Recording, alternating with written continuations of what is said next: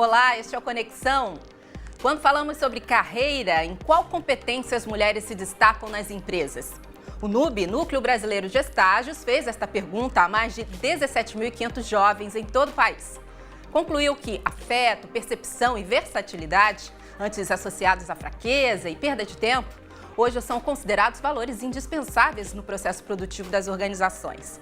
Será que essa percepção pode indicar mais oportunidades para as mulheres no mercado de trabalho? Afinal, sabemos que ainda é baixa a representatividade feminina nos papéis de liderança, por exemplo. Vamos conversar sobre isso e sobre os resultados da pesquisa com o Eric Sperducci, coordenador de seleção do NUB, e com a Alice Ferrúcio, consultora de empresas e também professora da Universidade Federal do Rio de Janeiro. Tudo bem com vocês? Muito bom. Olá, sejam bem-vindos, vamos falar sobre oportunidades, isso é muito bom sempre. Eric, conta pra gente, qual foi o perfil dos entrevistados, porque vocês escolheram a faixa etária de 15 a 26 anos, homens e mulheres.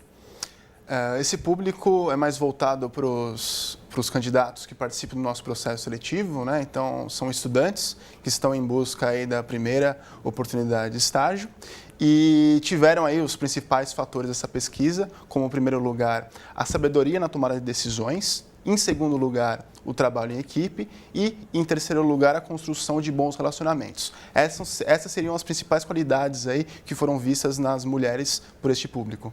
Bom, agora, será que já acontece, para eles terem essa visão, será que eles já percebem essas diferenças, a não valorização dessas virtudes femininas, já no comecinho, na busca por oportunidades, nessa chegada ao mercado de trabalho? No processo seletivo em si, acredito que não, porque depende muito da área que eles estão buscando. Então, depende muito da atividade que é oferecida para esses jovens.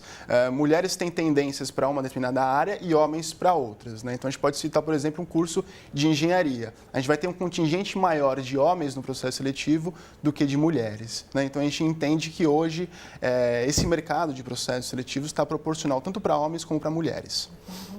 Me diga uma coisa, será que as empresas já estão também com esse entendimento, desses valores femininos ou ainda não?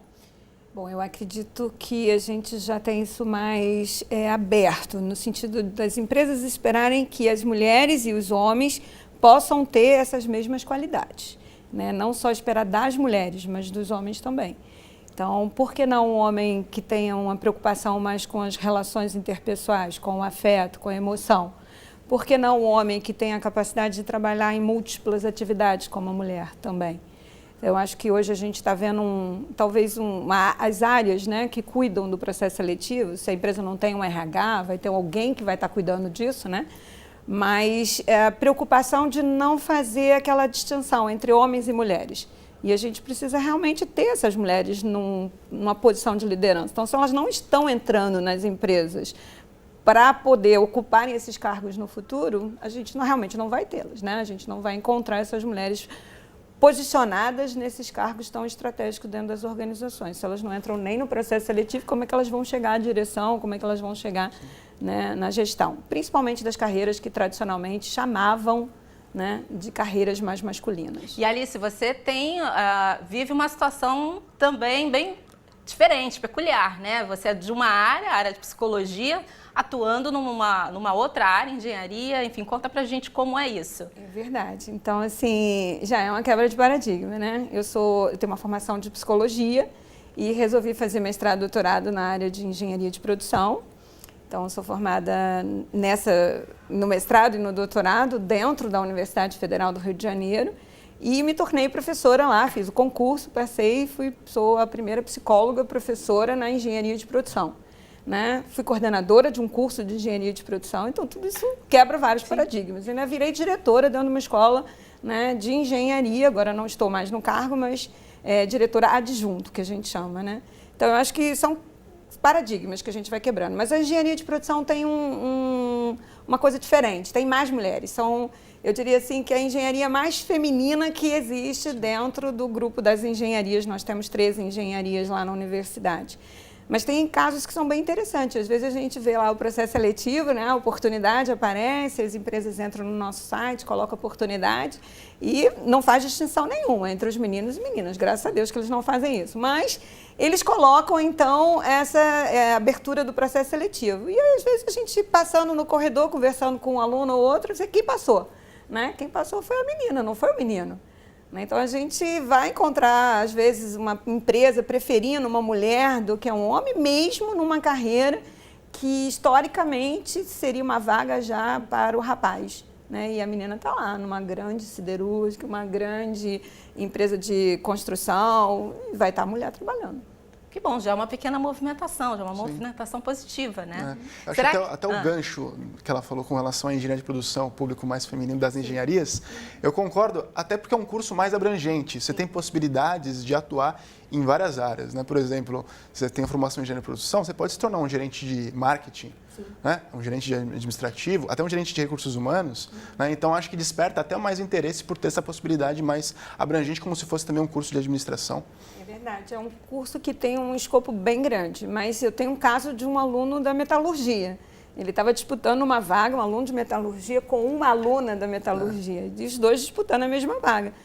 E quem ganhou foi a menina, né? Não é nem o caso da engenharia de produção, da metalurgia mesmo. Sim.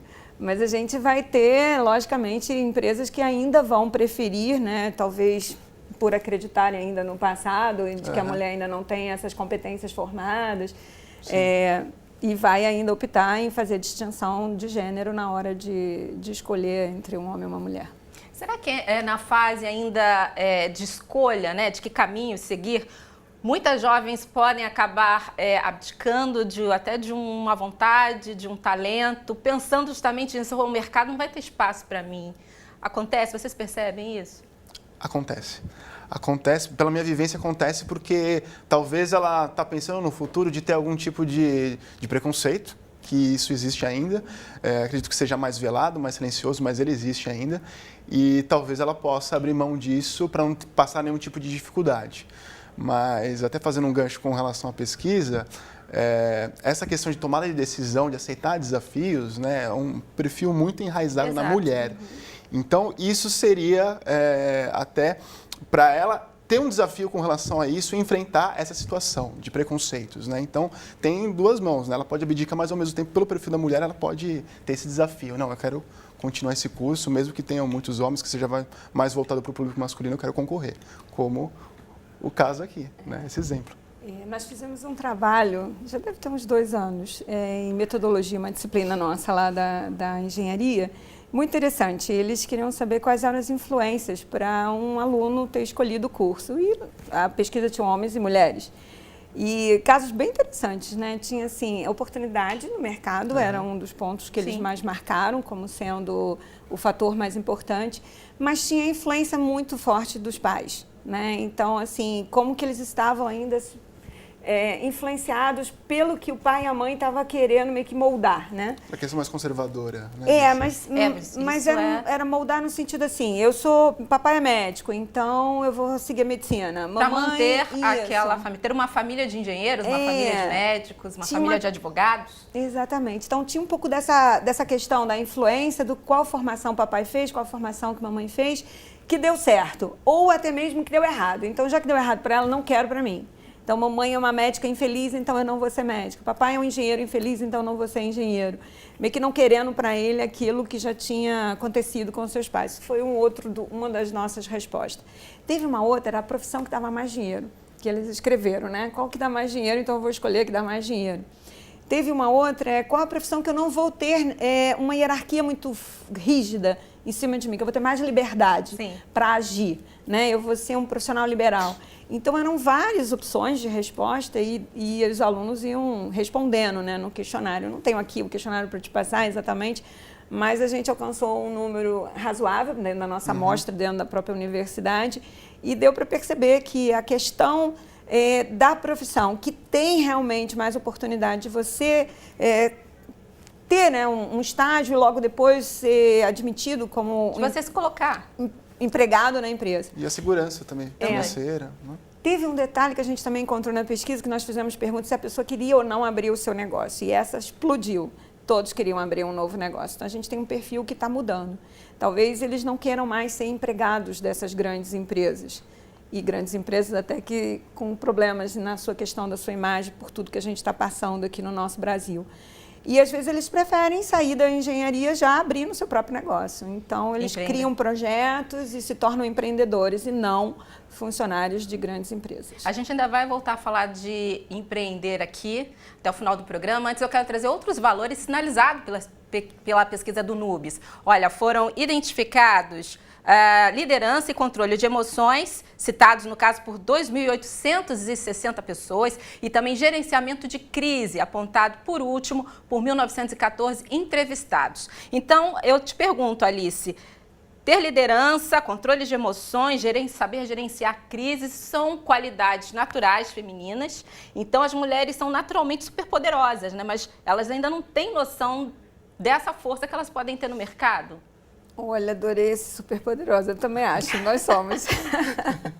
Mas acho assim, nada que a gente não possa aprender um pouco de técnica, né? A gente tem um pouco dessa questão da liderança, mas a gente tem que ser mais situacional. Então, às vezes a mulher é uma líder, mas às vezes ela se torna mais autocrática, então ela pega pesado em ter que dar as ordens.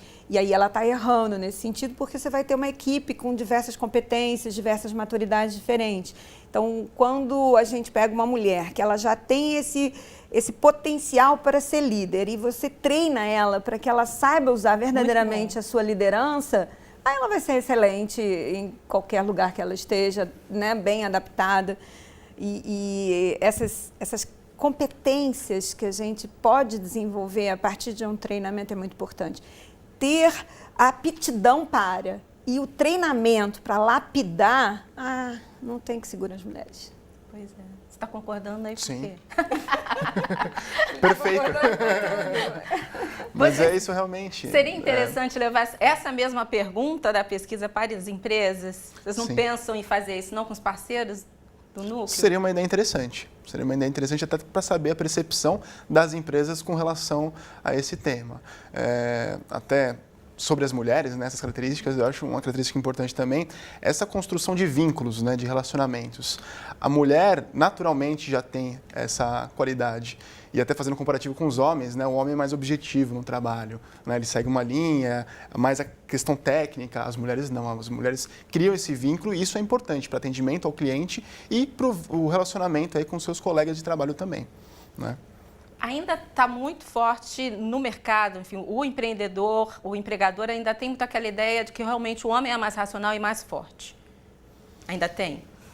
Eu não sei, eu acho que isso está mudando. Não vejo mais dessa maneira. Eu não sei, criar o homem ou a mulher, eu acho que é uma coisa assim, de uma forma geral, assim, sabe, independentemente do gênero, não vejo assim. Talvez a mulher, como eu disse, né, tenha mais facilidade para o relacionamento entre clientes, né, os colegas de trabalho. Agora, essa questão mais racional, porque ela é mais natural, a mulher ela gosta mais de se envolver, ela é mais interessada, ela é mais curiosa. Acho que o homem ele chega no trabalho mais para desenvolver a tarefa dele e ir embora, né? Então a mulher tem maior preocupação com essa questão mais humana, digamos assim. Seria interessante as empresas terem a sua política de diversidade, até para perceber os perfis dos seus próprios funcionários, né? Sim, eu acho que as empresas que já possuem uma visão mais estratégica da questão de gestão de pessoas passaram a ter políticas para cuidar dessa questão. E aí elas passaram a se preocupar mais com a quantidade de mulheres que ela tem na sua empresa, para não ficar uma empresa só masculina. Passou a cuidar dessa questão de como é que eu faço a progressão dessas mulheres e dos homens dentro da organização. Então, como é que é o plano de carreira.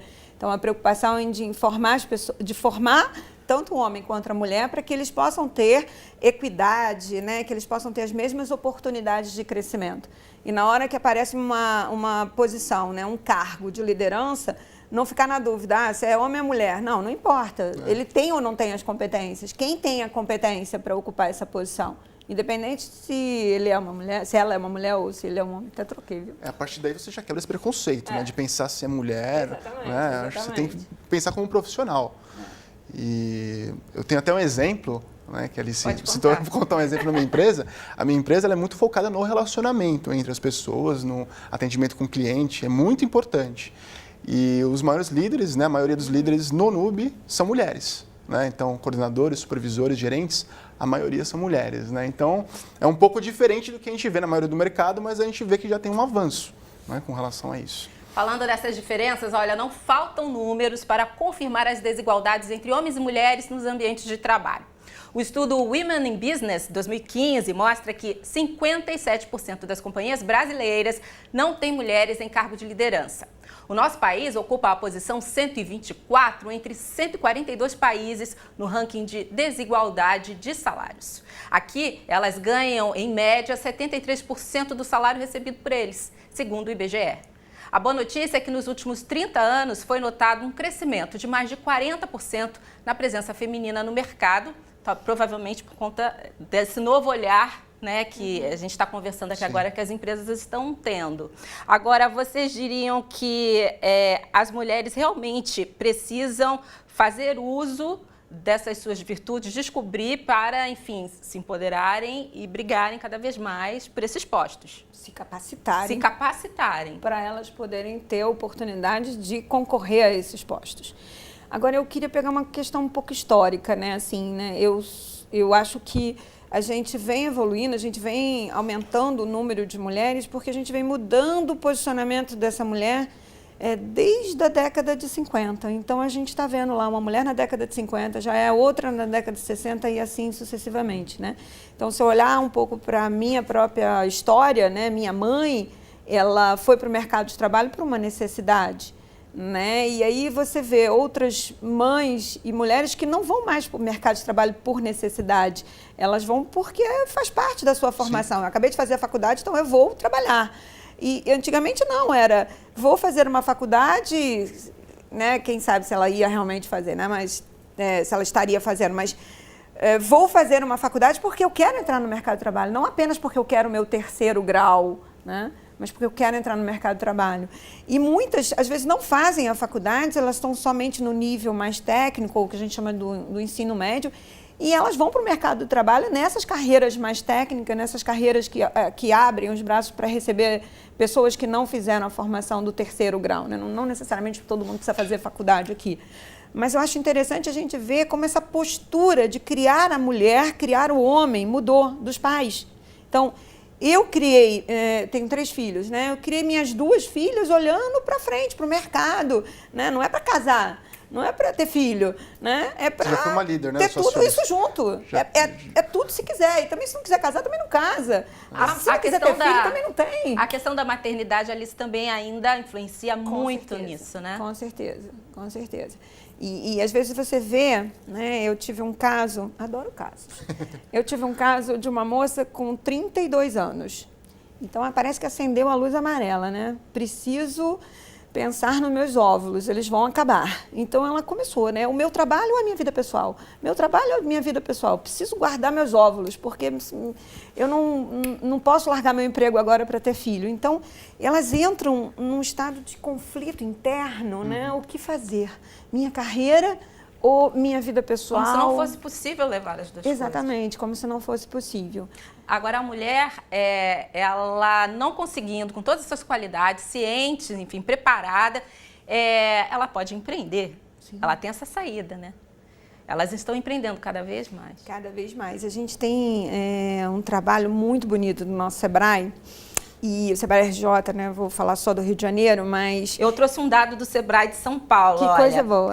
Nos últimos 14 anos, o número de empresárias subiu 34%. Em 2014, o país tinha quase 8 milhões de empresárias. Muito bom. E a gente vê esse trabalho, né? Que é um trabalho de formiguinha. Então, a mulher está em casa, às vezes ela parou de trabalhar por algum motivo, por causa das crianças, ou até por uma questão de doença dela, ou até mesmo porque ela precisou sair um pouco do ambiente de trabalho, ou porque foi demitida, enquanto a gente está demitida agora, né? E aí ela começou a pensar em soluções. Aí ela faz algumas coisas de trabalhos artesanais, ou ela fica em home office em casa. Ela começa a encontrar oportunidades de trabalhar. Se ela é advogada, de trabalhar, então, como sendo uma pessoa que pode assessorar um juiz, um promotor, um advogado, e ela está em casa. Ao mesmo tempo, ela está cuidando da casa dela, mas ela está trabalhando. Então, o trabalho, o teletrabalho, né, o home office também cresceu bastante, que fez com que muitas mulheres estivessem no mercado de trabalho sem efetivamente estar fora de casa. Isso é bacana. E você tem milhões de oportunidades. Quem nos fala muito sobre esse tema, né? O próprio Sebrae, o próprio projeto, o César, talvez eu fale o nome dele errado, Kizenblatt, o nome assim. E o César fez um trabalho muito interessante, né, de cuidar dessas pequenas empresas e ele trouxe uma informação interessante de quantidade de mulheres empreendendo, não somente em trabalhos mais artesanais, mas às vezes em áreas que antes a gente não via essas mulheres trabalhando. Sim. Empreendendo na construção civil, empreendendo numa atividade mais de economista, de contadora. Na própria área comercial. Exatamente, abrindo o seu negócio, começa com um pequeno negócio, né? Algumas começam com as startups da vida. E aí, quando você olha para ver, é uma mulher que está por trás daquele empreendimento, que está ali tocando e dando emprego para tantas pessoas, empregos para várias pessoas, né? E a mulher é criativa, né? Bastante. Então, ela tem essa facilidade quando a gente começa a falar de empreendedorismo. Érica, a gente é multissináptica, multifuncional e maravilhosa. Concordo. E não concorda porque está em minoria, não, né? Não. De fato. Agora, saindo um pouco da questão do empreender, voltando para as empresas, já vimos aqui, as mulheres são capazes de conciliar a maternidade com o seu trabalho. Agora, as empresas já estão observando isso também ou elas ainda não? Acredito que sim. Elas estão absorvendo melhor as mulheres, suas funcionárias que engravidam ou, enfim, essa possibilidade na hora de contratar uma mulher, elas pensam nisso e aceitam? Sim. Acredito que hoje está mais humano essa questão do mercado corporativo. Se a gente pensar antigamente como eram as coisas, eu acho que a gente já tem um grande avanço em relação a isso. E eu acho que a gente tem que pensar também, e é o que eu vejo no mercado pensando, que uma pessoa, se ela tem uma boa qualidade de vida pessoal, ela consegue produzir bem, ela consegue ter uma boa produtividade na empresa.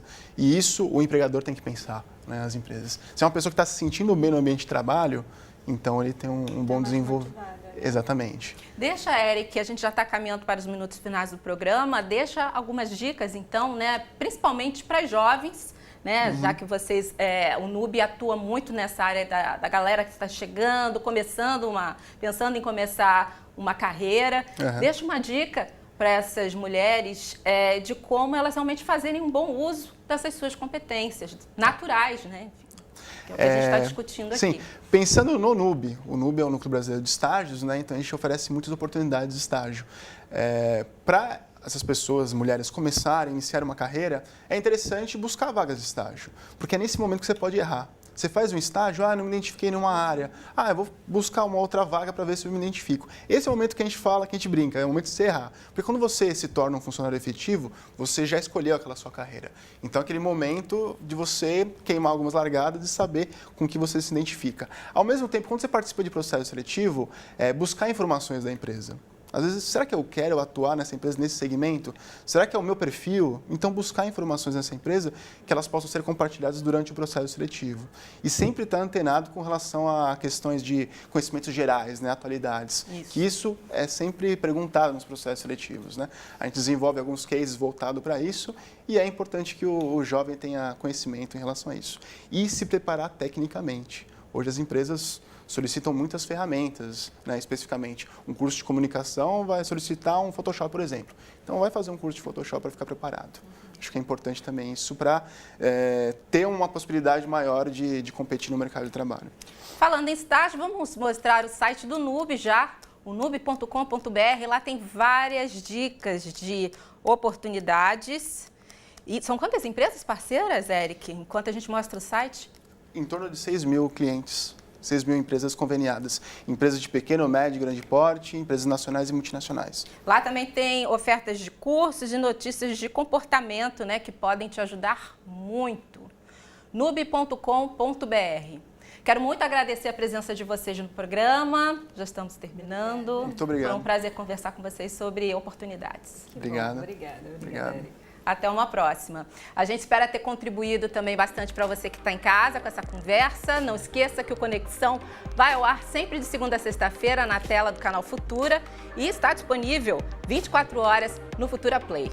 Um beijo, até a próxima. Tchau, tchau.